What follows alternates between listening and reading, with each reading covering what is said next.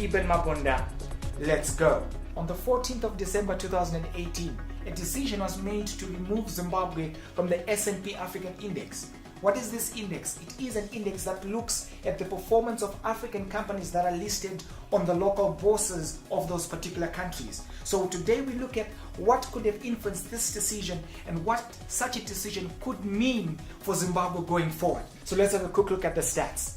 This here is a performance of the stock markets in Africa, and you realize here that there's been actually a negative trend. That's the Botswana Stock Exchange that has recorded a negative 11.23 on a year-to-date basis. That's the Dar es Salaam that has recorded negative 13.49%, and then the Nigerian Stock Exchange, which has recorded a negative 19.8, as well as the Johannesburg Stock Exchange 13.35 in the negative.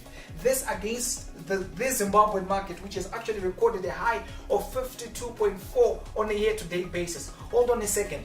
How to explain this trend? This is attributed to two factors basically. Firstly, you'd find that most of the companies that are traded on these markets, or should I say on an African context by and large, are actually heavily invested in agriculture and in mining. So you'd find that the prices of commodities have actually been in the negative, all right? So this would actually serve to explain why we've seen recorded negative trends on these markets. As well, China, which is Africa's biggest trading partner, has actually been on a slowed economic growth trajectory.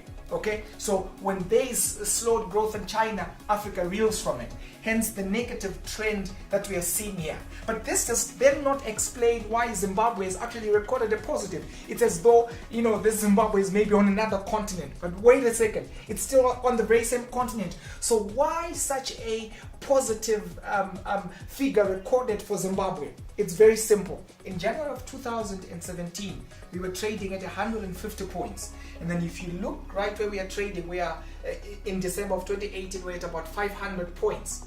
Why such an upward trend?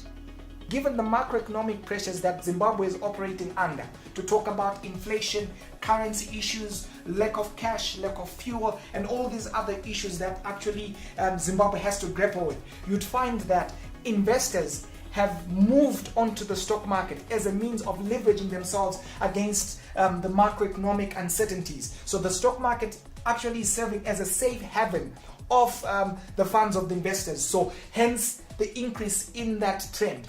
This growth here is artificial growth, as it is not driven by value. Rather, it is driven by speculation and an uncontrolled money supply. That money supply is the result of government issuance of treasury bills. This has actually led to hyperinflationary conditions within the economy, forcing investors taking to the stock market as a means of hedging their funds against the macroeconomic pressures that we're actually finding in inflation. So there, the stock market has actually become more like a safe haven, leading to an increase in the industrials index and all the other indices that we actually have in the country. These indices are, of course, a reflection of the share prices that are pegged in the local surrogate currency, which the government keeps printing and insists is at par with the US dollar. Well, currently, $1 is trading at more than 3 times the price of the local currency, the bond. At this point here, there is parity between the local currency and the United States dollar. But as we move to this point, this is mid-2017, an announcement is made that the bond is coming into effect to be at par with the United States dollar. Well, and there's that turbulence on the market, as you can see that investors are now moving towards the stock market. Investors, they have confidence in the new dispensation, so people take money from the stock market. Okay, so the trend continues, as you can see right there. At this point here, an announcement is made that there will now be separation between the nostro foreign currency accounts and the local RTGS accounts that are held in bonds. So those who hold RTGS balances flock to the stock market to leverage themselves against the turbulence that is now outplaying on the markets. On the ground, prices skyrocket in surrogate currency terms, while on US dollar terms, the prices remain stable.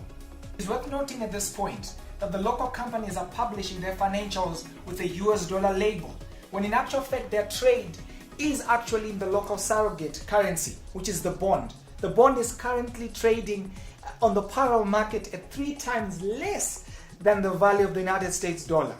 With this in mind, this value here in real US dollar terms should be somewhere over here or even here. It is because of these distortions that Zimbabwe has recorded such misleading and unacceptable gains, hence the exclusion from the S&P. So technically, including Zimbabwe on the S&P would heavily distort its indices, as currently Zimbabwean prices and performances are quite fictional. Biggest question is, what is the implication of all this? Well, a red flag has been raised against Zimbabwe, particularly the Zimbabwe Stock Exchange. So this should scare off potential international investors who would bring in the much needed foreign currency. So the order of the day going forward will be the local players dominating the local trades as they seek to hedge themselves against the prevailing macroeconomic conditions. Inflation, currency issues, the story goes on and on. Recommendations: we need to try and establish some kind of harmony between the US dollar and the local surrogate currency. That way performance and value can get clarified.